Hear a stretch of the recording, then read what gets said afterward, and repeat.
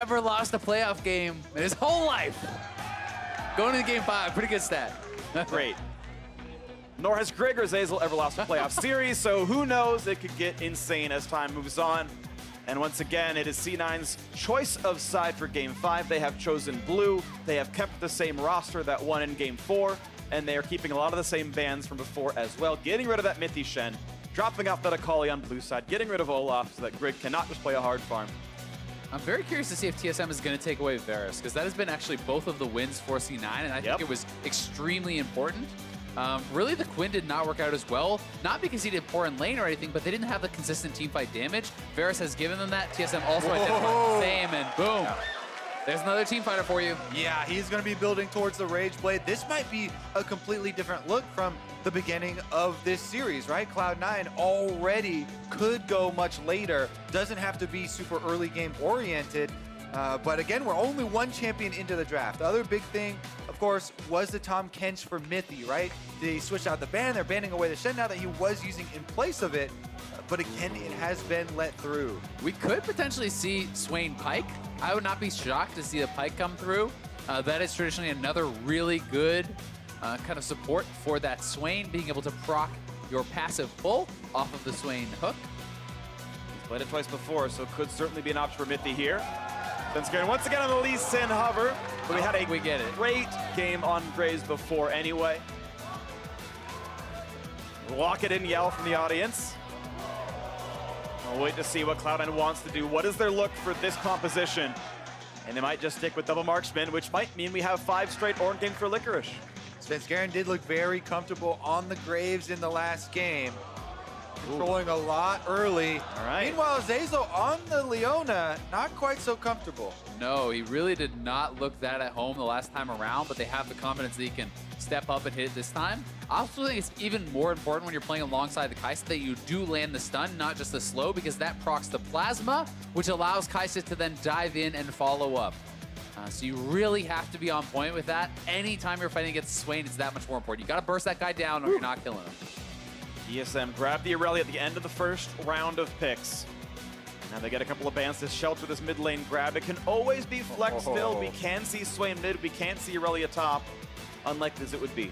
I'm still waiting for the LeBlanc pick in this matchup, though. I want to see some more damage flying around here. Now that the Irelia has already been blinded by Bjergsen, though, it's going to be an easy ban for them. Yep. All right, well, second ban phase is going to come through. We'll see what else C9 wants to get rid of. No top laner support grab yet for TSM. I'm pretty curious to see if TSM actually does take away the Ornn for themselves this time around.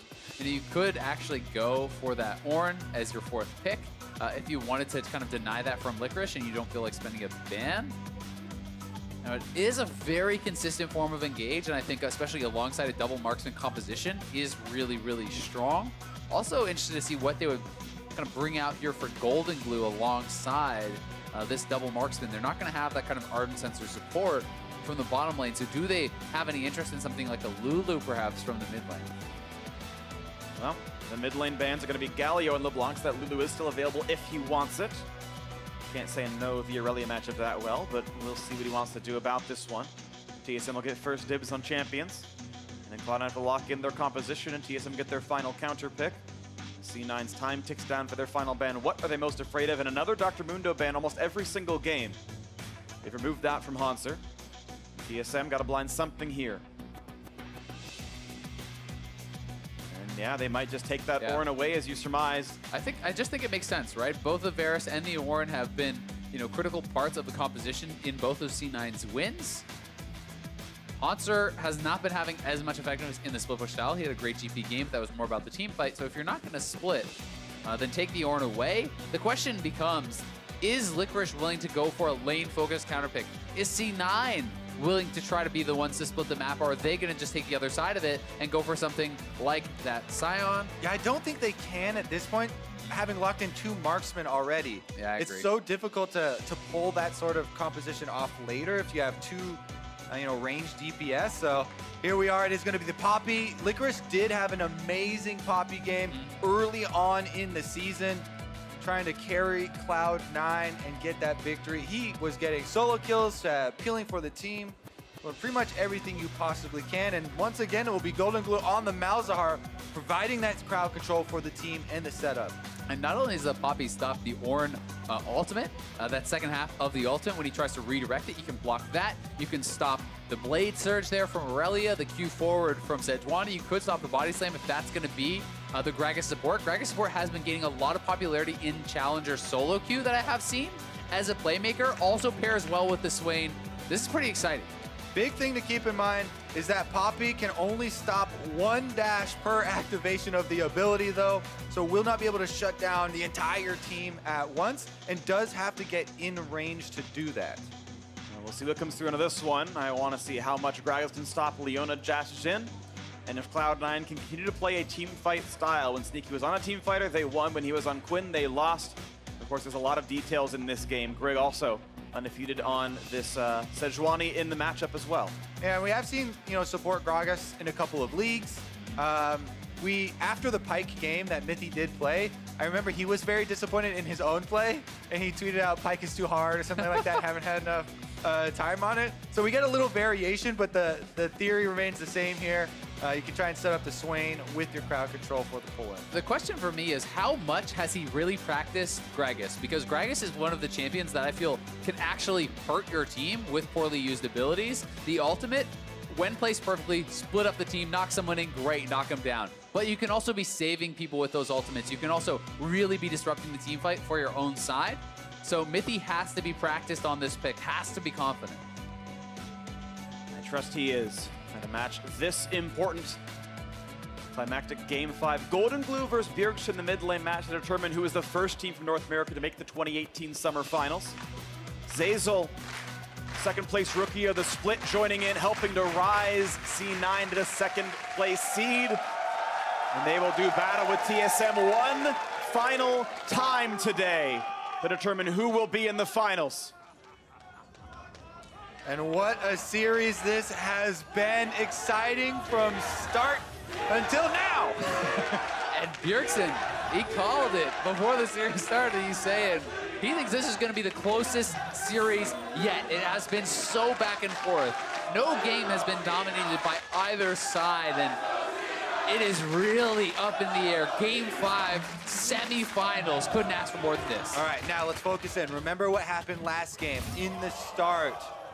They subbed him in. Grig immediately went for a red invade, something he had not tried against Blabber. Then he immediately also ganked mid lane and killed GoldenGlue. So TSM tried to put pressure onto the two guys that were immediately subbed in. However, Cloud9 weathered the storm. They were able to push it to this Game 5.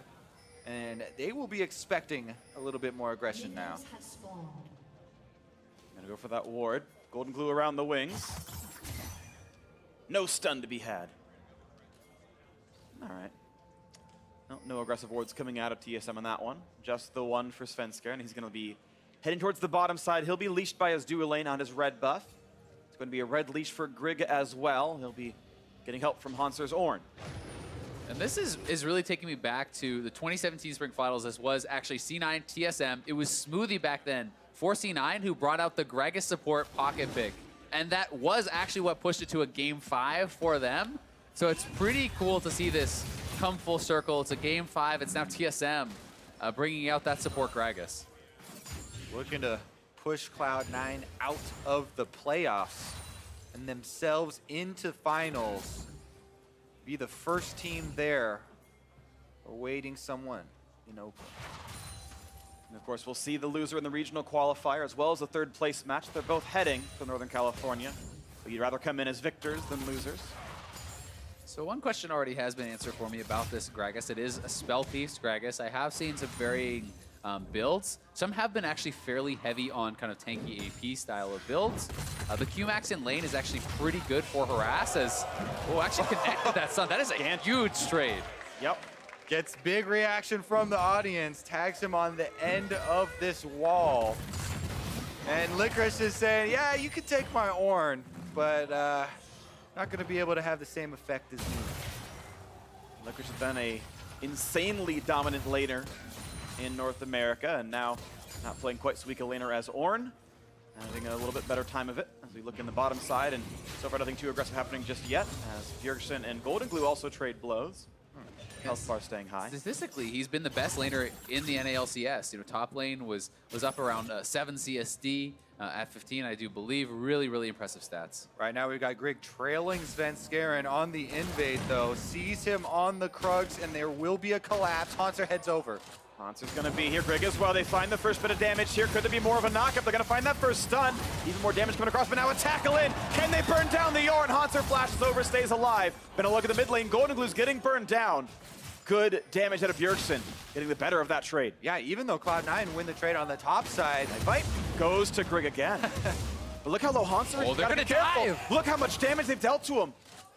Red buff burn. Have the tackle. Red buff burn is still on Grig. They can put some damage in the flash forward. They're gonna knock down Svenskeren. First blood is traded back by Licorice. Will be stunned and hit, and he might just go down. One more hit will do him in. The W comes up. It's kited away. The Q's in 2 seconds. It's up in 1. He's gonna find the tackle and grab the kill. 2-1 TSM. Because Svenskeren auto-attacked Grig first, the red buff was still on him. When he got into tower range, the turret shot immediately went onto Svenskeren, and they lose out on the first blood bonus. Such a risky play there for C9. They decide to make the call here. Hauntzer very low. They want to go for the dive. Yeah, look how much work Licorice does, chipping Hauntzer down under the turret here. Then he calls Svenskeren. He heads on over. One more hammer shock. These auto attacks apply the red buff. So there you go. First tower shot comes in so early, and that's what gives up the first blood bonus there. Then allows Grig here follow up with number 2. Even though Licorice sidesteps this W. Yeah, I mean, it was a small thing, but ends up being a pretty big mistake. You know, not thinking about the red buff being on Grig, he was really focused on the fact that he had not yet hit the tank, had not yet hit Hauntzer. And it is 2 kills going over the way of TSM, but they do at least trade one back. Gold is still fairly even. And one thing going for Licorice is that the wave was under Hauntzer's turret, so he was missing out on some of that gold and experience. Licorice will still look good individually here as far as gold's concerned. And OK and XP as well. Now finding a nice body slam. That is what that pick was supposed to do, and it looks pretty nice there. Now finding a fight in the top side. It's going to be collapsing down on Svenskeren. He could be killed right away. Azael's not going to be enough as TSM find their 3rd kill. Bjergsen's Irelia has been a problem for many teams throughout the last half of the split. Now he's got a kill for himself as well. And once again, a Sejuani Irelia pairing works so well. So much CC he can bring to the table. GoldenGlue have to walk through this, take another stun, take a lot of damage, and they're going to go right under the turret. TSM look for number 4. Cancel the auto. Bjergsen has to flash away. They don't get it. He checked himself, didn't want to commit fully under the turret. He does get out alive, but has to blow his flash. He can ult. Oh, but he has no flash to reach the target. Grig's going to stay alive through Malefic Visions. The ult range is pretty long. He was very close to actually being in range of Bjergsen to ult and get that solo kill. Would have been huge. This could be a kill on the Hauntzer. He's got no way out if he lands the point blank ult for the 2nd Q. This could be the damage. When's the tackle coming up? It's still 2 seconds away. And he's not going to go for it. Doesn't quite have the damage to kill off Hauntzer. Svenskeren is here, though. The junglers have been attracted to the top lane fight. Smites for a health, an easy pickup for Svenskeren, gets rid of the rest of these Krugs, and now level 6 on Ornn. Meanwhile, Mithy's gonna get found out for a stun into root, into burst damage, and the bot lane is alive for Cloud9, looking for a bit more on his Zven. What an aggressive play there from Zeyzal, jumping straight out of the bush, flash ignite.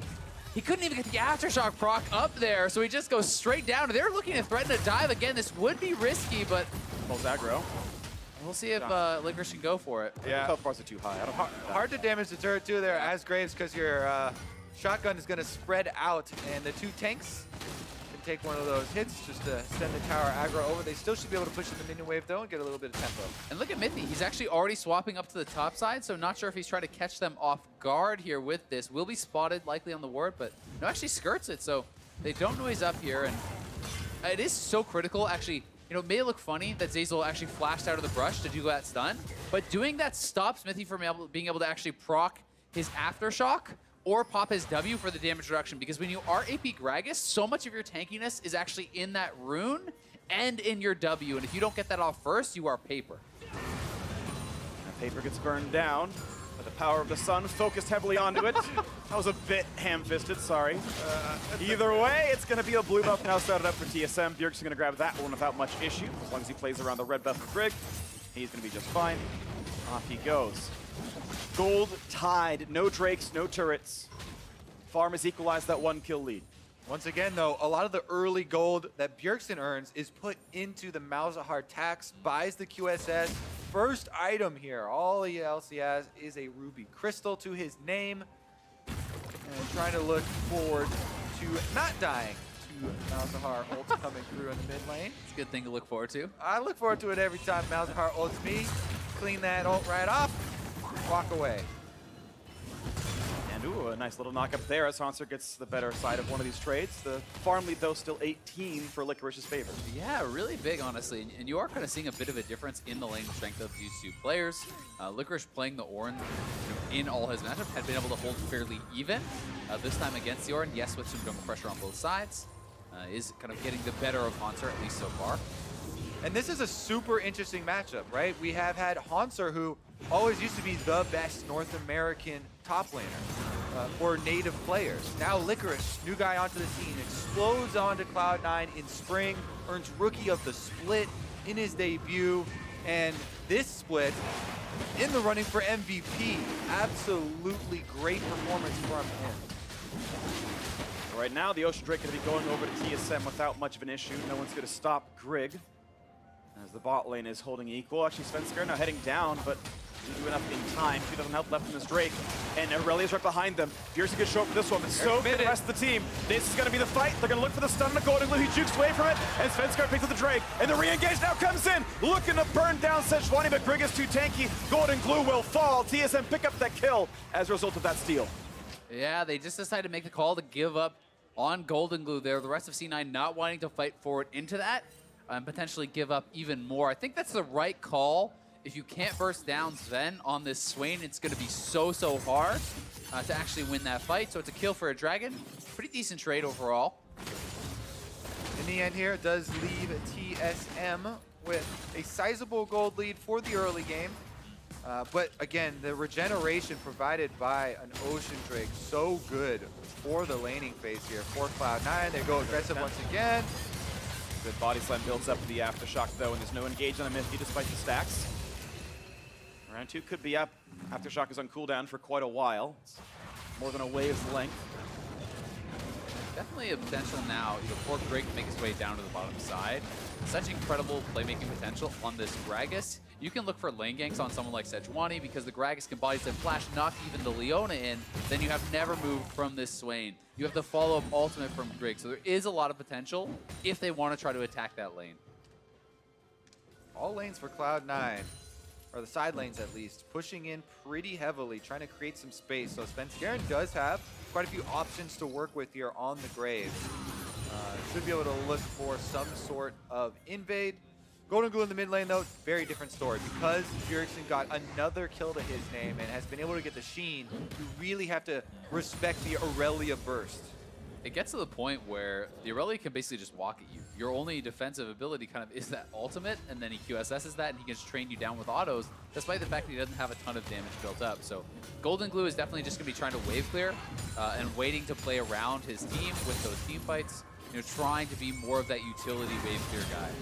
Knocks off the passive, but not going for much more as Bjergsen. But it gives Mithy the opportunity to find an explosive cast with that passive down. Yeah, Grig is coming around from the bottom side, so they could try to make the call here to go for a dive. Mithy goes back, but Grig is around, as you're saying. Can ult over the wall. He's going to be almost in range for this one. GoldenGlue has flash. We'll see how quick his reactions are. Okay, here comes us to C9, and they're all spotted, actually. All of them walked close enough to that control where they know it's a 4v1, so Grig's going to go for the recall, and he's not going to get found out here. Bjergsen knows to be safe. That's going to be nothing. Oh no, Grig is going to be Needs to get out of there. Jumps across. Mithy's here guarding. He's going to be okay. They knock down that ward. A little game of hide and go seek. Yeah. A quick stopwatch picked up now for Mithy. That's kicked over now. Ready for the control ward. Sneaky going to try to push him off. And it is going to be the Stormrazor rush here for Sneaky, so we'll be going for that AD build on Kaisa. Yeah. Not too much of a surprise, has been kind of the standard as of late. And with that double marksman is going to be a really big damage threat. I think that the frozen target here, though, from Hauntzer is a pretty intelligent first buy, especially when you are up against that double marksman. Svenskeren gonna walk top. Oh, They just here threw a we go, warp. They're though. gonna go for the big play, or they go for the flash ult or anything to try to knock down Hauntzer. He's walking into range. There's the flash to get away. He knew it was coming. Good flash there by Hauntzer. Even with a frozen heart and that amount of armor, not going to be able to survive that much damage in the gank. Now he will be flashless for the next possible fight. Top lane has been these slow increments of advantages for Cloud9, with Licorice just working away at Hauntzer, kind of taking away health bar chunks, taking away little cooldowns, and trying to get something for Cloud9 on the top side. Yeah. Hasn't really translated into anything significant yet. Still a tied game. Gold actually identical right now. C9's to the credit, do have that one ocean break. They picked up something. That is, of course, itself paying forward in the CS numbers for the laning phase. So some of that actually directly tracked by the scoreboard. Also going to be really interested to see how well Bjergsen can actually play in these team fights. The last time he was on that Irelia, they did lose, but here may be the play for mithy. Body slam, an early flash for Sneaky to get away. Zeyzal from the front line. He'll be tanking for a while, but they could still burn him down. He's going to try to live. Look for the re-engage. Explosive gas dissipates, and Bjergsen staying alive through the ignite, hitting the minions. He will just stay alive, and the flash in. They found one. Grig is down, looking for the knock of his Hauntzer, but finds nothing for it as Sven's forced to kite away. All right, Cloud9, what can they do with this afterwards? Pushing in onto the turret. Barrel does explode on the minion wave, and TSM trying to clear it out with a lot of their abilities. With this turret being so high health as well, I don't think Cloud9 can actually do a lot of work. Yeah, even with the mithy and Zven not having their ultimates there, would have been such a tough dive to pull off, so they will reset. You can see GoldenGlue, though, back to mid lane, pushing that out, so a good roam down from Cloud9. They do come positive on the play, but it is just the one kill and a little bit of hurt. It was TPs traded. None of those other ones done much for. A couple of flashes extra, though, C9 did use, so slightly down in resources next time around. Take another look here. It looked like a pretty bad corner for Cloud9. That's why Sneaky flashes so early there once you get to the other side. Zeyzal's a bit more tanky on the Leona. He popped his aftershock, so he stayed in a bit, saves his fast for later. Bjergsen got extremely low. The TSM had to just retreat at this point, but you can't get away from Malzahar, and that's why Cloud9 keep bringing it. GoldenGlue down the river, gets his ultimate off, and secures the kill for C9. Taxman showed up, and Grig didn't have his QSS yet, so he's going to have to take that death. And only Bjergsen so far with that QSS. Likely going to be seeing more members buy it up. And last game, even very late in the game, Grig still did not have one. You know, at a certain point, it's okay to accept that you may be that target as long as the rest of your team is there to interrupt or to follow up. Especially since this game, they don't have a Tom Kench on their team to try and rely on a teammate to do it. You kind of have to fend for yourself. C9, though, once again, retaining control over the Dragon Pit. This will be Ocean number 2. Going to give C9 a lot of uptime around the map. Any fight they win, they'll be back to full HP in almost no time, and you might see them get more objectives as a result. Safer rotations, fuller health bars, fuller mana bars. It's a lot scarier to this game for Zven, because when you are playing without a QSS and you are against this Malzahar, you know, there is the potential that a Leona stun comes in that's followed up by the silence, followed up by the Malzahar ult, and you can theoretically die before you get that stopwatch off at all. You know, whereas in the last game with Cleanse and with that safety, it didn't feel like it was ever going to get chased. Bjergsen, the walls are up, going to go for the ult. QSS is back down, but here comes the rest of the team. Who's going to get more damage to this one? Stopwatch burn. Oh, look at the burst. It's a trade, though. And now they're re-engaged. They're looking for Phreak. He does not. No, he does have a flash if he needs it. Gets away, stays alive. Licorice is here. Yep, and the rest of Cloud9 have also joined in the mid lane. They can push on this turret. Sneaky and Zeyzal head up. Turret taking damage down to the last few minions, though. They're going to let the tanks hit the turret shots. Ornn ult coming down, look for the re-engage. They'll burn down the turret first, and the knockup will hit onto 3, but no one is here to take any damage. C9 grab their first turret of the game in mid lane. Really nicely done there by C9. You know, Licorice comes down. They go 1-for-1 in the 2v2, but Licorice shows up first. They use that for the turret pressure, and they are now up in the gold. So here it is once more. Bjergsen does have the QSS. Svenskeren is lying in wait and is going to start out this fight. Bjergsen gets off the Malzahar ultimate with the ult of his own. QSS is that ult, but Svenskeren, when he dashes up, he got disarmed for a second by going through Bjergsen's ultimate. So they go down at the exact same time, 1-for-1. Still though, Licorice, the earlier roam, forces the flash out of Grig, allows him to get that turret. And he's behind him, and Teamman is actually roaming up. Surprise, it's a Poppy in the bush, but... Assassin Poppy from Licorice. Yeah. That Bomby Cinder, so much damage. No Triforce yet. He'll get there eventually. That's the right build, obviously. Either way, mid lane getting cleared, no problem now. GoldenGlue having a pretty decent game as far as farm is concerned. Bjergsen has hit his power spike of Trinity Force, got that fairly recently, but has yet to find those kills with the item. You can see on the player cameras how intense these guys are. The Game 5 pressure is fully in effect, and Cloud9 are getting hyped off of the lead they started to open up here with that first turret kind of opening up the map. Mid turret is so critical, allowing them to now get some of these deep wards you can see in the jungle. And it's really a lot of pressure on Bjergsen here also, starting with 2 early kills on the Irelia. He's on this aggressive pick that he's been so good on.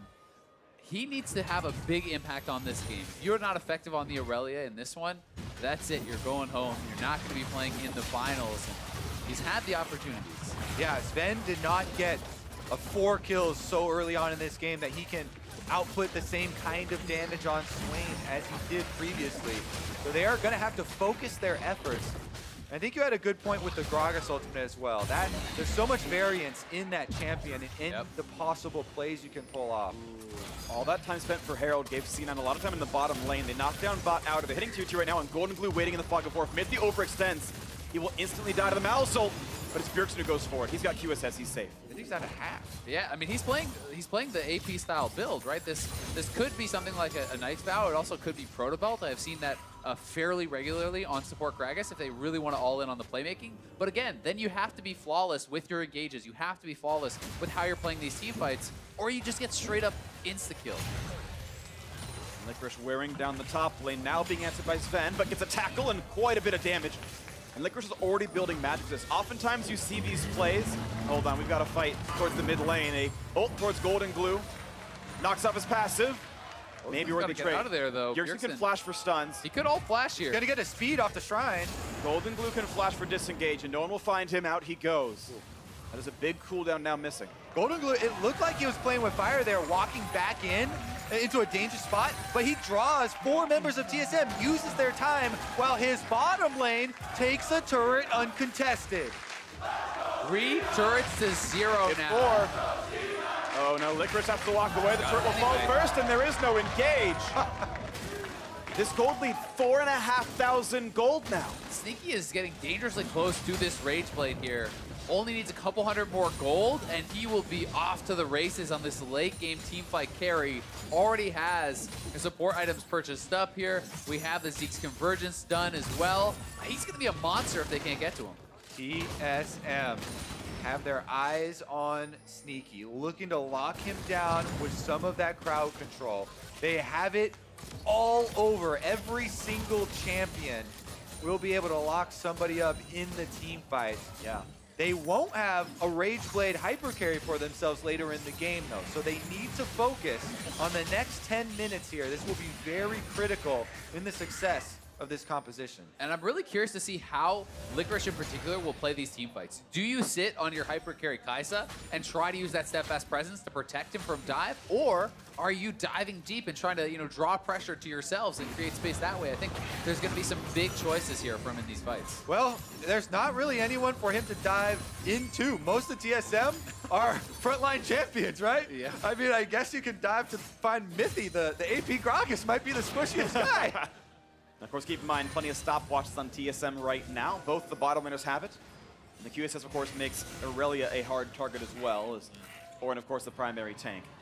Wait to see what happens, though, as we've got this battle now, 3v1. Licorice hoping to find a way out of this one. Jumps towards the Drake, can't get the ult going anywhere. He's gonna try to flash the wall and does so. There will not be a follow, only an ult coming across, as Grig might try to chase in, but no, he's gonna stay alive. Meanwhile, Zven being chased out by Svenskeren. Comes Malzahar. Comes the knockover, though. Great blast code. The flash ult's gonna land. They might just have the damage, and they will. A kill traded for Ocean Drake as TSM picks that up. The Predator finds his prey, and GoldenGlue locks him up for the kill. Cloud9 now can push on the top side. They've got minions to work with. This turret is theirs with a Voidlink's double marksman. That's going to get knocked down so fast. They're actually pinging onto the inhibitor turret here. They want to keep the push. They had time to go. TSM summoned the Herald for mid lane that cancel some of this, but Poppy's going to defend that one. They're going now for the inhibitor turret, down below 2/3, down below 1/3. Do they stay, though, because Irelia is here? They might have to let it regen. It's at 5 HP. It will fall the minion damage. An open inhib in the top lane, but Grig is coming. Sejuani is ready, does have access to the ultimate. Here's and the TP, and Poppy is far away. They're both going to TP to join. Here comes the fight, 5v5. Is this the one that ends it all? Grig getting away, burning down, trying to stay alive. 2 for 0, Cloud9, and they can chase to the open and hip. And 0-4 for Sneaky. They get Bjergsen. It's a 3 for 0. They have the minions, they can end the game. I think C9 have done it. They are going to go to the finals. Could the subs make it a 2-0 to close out the series? A very small wave in front of the Nexus. The Gragas will separate, going for turret number 1. Zven and mithy must defend against Cloud9 as the second turret falls. The respawn's in 15 seconds, and they've done it. Svenskeren and GoldenGlue complete it. It's the 3-2 victory for Cloud9. Can you believe it? The miracle has been completed. Cloud9 and from last place to the finals in summer of 2018. They break their streak of being knocked out by TSM. 5 BO5s in a row. Black and Blue has lost to Black and White. TSM, for the second time ever, are denied the finals, this time by their oldest nemesis in Cloud9.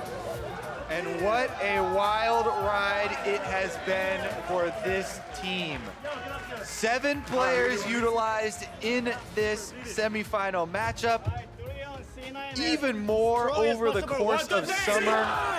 So many difficulties they've had to work through. But it was all for this moment, and they will be in finals. They have secured their spot.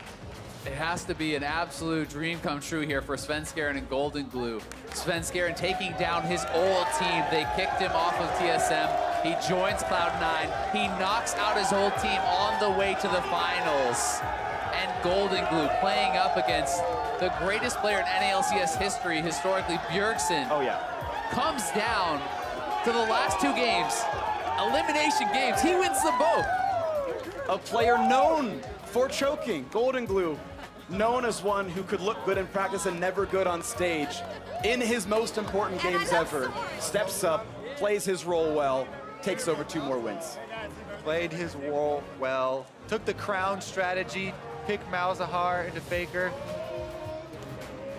Got to give some credit as well to the rest of the squad. Sneaky and Zeyzal consistent throughout the series. Licorice in those last 2 games, so many key plays on the Ornn, on the Poppy. He was there when the team needed. He had the better teleports, and Cloud9 are a deserving team. Licorice is a North American all-star player. Yeah. For sure.